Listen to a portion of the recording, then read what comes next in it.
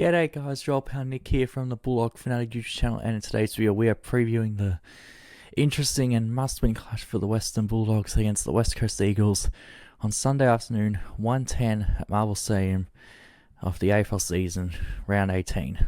Let's get into it.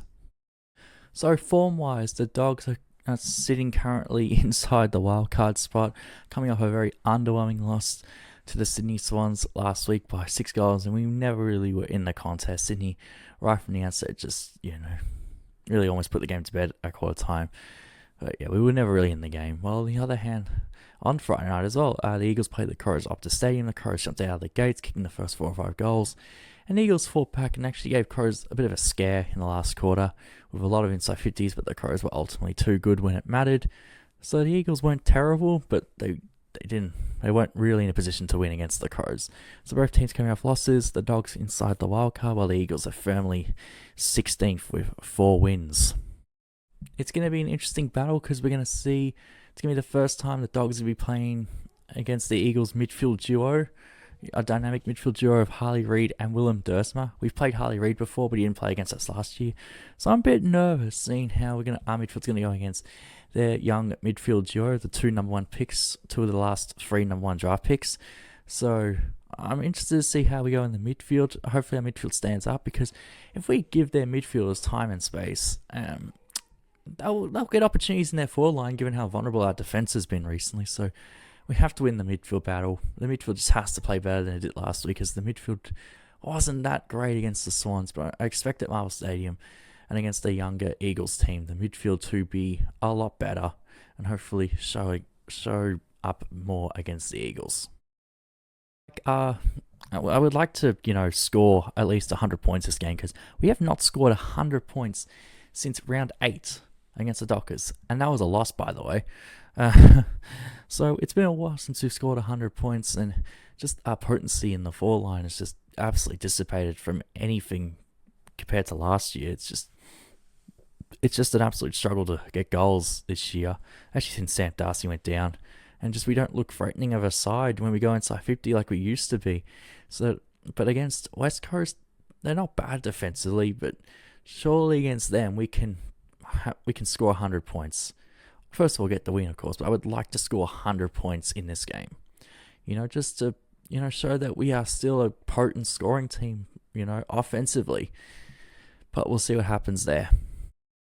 The Team English stuff is fascinating, because Luke Beveridge said in last Friday night's press conference that with people questioning English's move to halfback or to the back line, thinking it was related to the sore back he had, and Bevo said after the press conference on Friday at the SCG that it was nothing to do with his back, really. There was no issues. It was just like Grundy's too big and powerful for him, basically.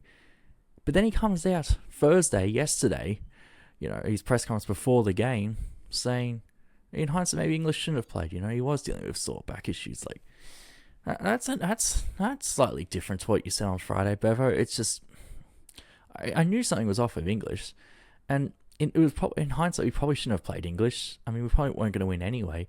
So it's just the contrast in statements is just really peculiar to me. And Bevo said English is 50-50 to play this week. Right now, as of Friday afternoon, he is named to play. I think he will get up, but it's just really bizarre what is going on with this Team English dilemma. Team changes as of right now. There's been quite a few. Connor Butterick and Nick Coffey are out due to injuries. We knew that, but unfortunately, yesterday at training, Riley Sanders injured his hand/finger, and it's bad enough to the point where he's out injured, which is not ideal, but hopefully it is just a 1-week injury. Lockie McNeil and Will Lewis are both omitted, which is the right call, by the way, because both of them just were not good enough last week, and we need to have something different in that forward line. Hopefully Riley West is back in, because he had a pretty good game in the VFL last week, so it would be nice to bring back Westy in, and maybe him going to the VFL, the kick up the RC needed.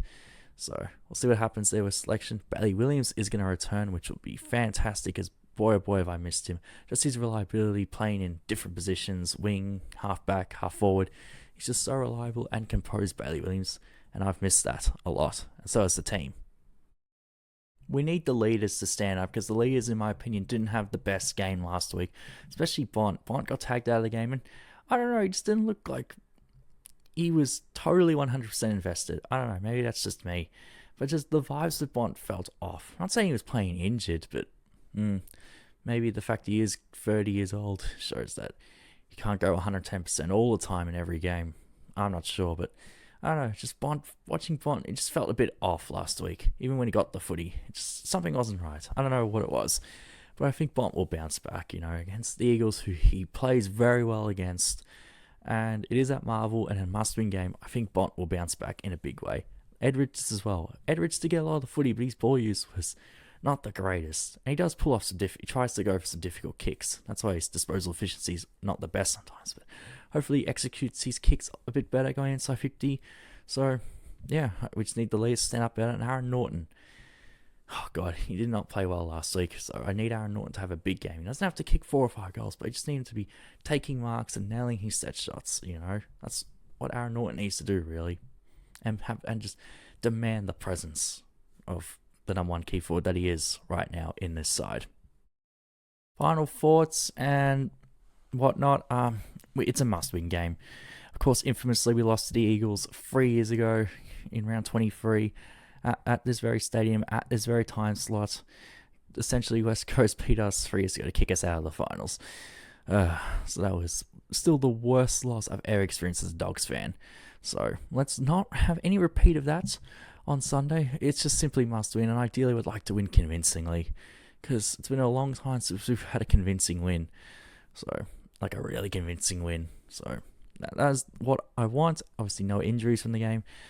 I just want to have fun at the footy, because the last few times I've been to footy hasn't been the most fun time ever. So, anyways, guys, hope you enjoyed the video. I'm going to the game. Subscribe for more Bulldogs content, and as always, go you mighty Bulldogs. See you next time.